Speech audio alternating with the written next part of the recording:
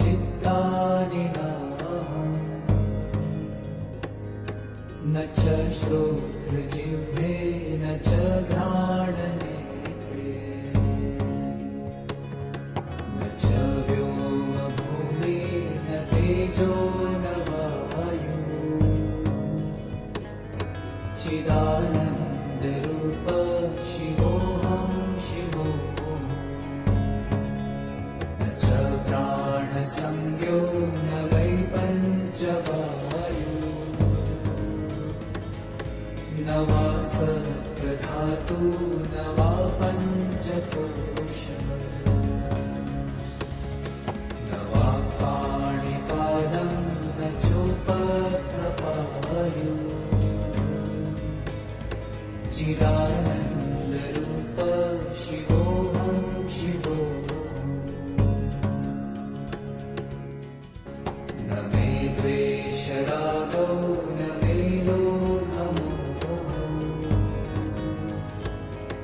मनो नैव मे नैव मात्सर्यभावः न धर्मो न चार्थो न कामो न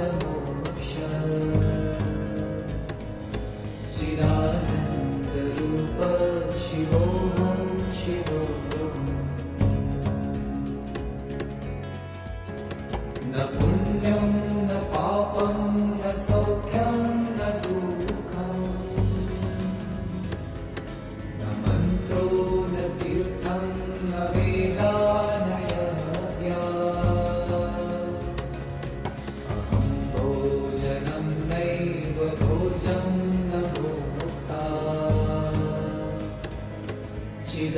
चिदानन्दरूप शिवोऽहं शिवोऽहम्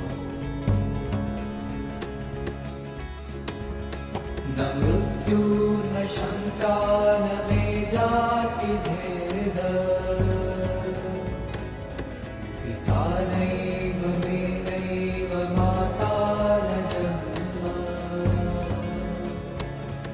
न बन्धुर्न मित्रं गुरुर्नैव शेषम्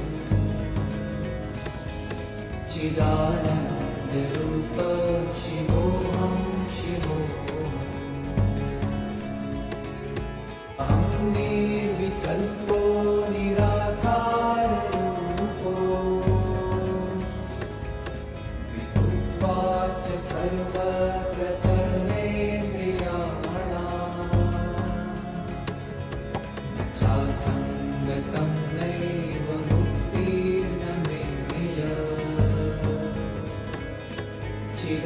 चिदानन्दरूप शिवोऽहं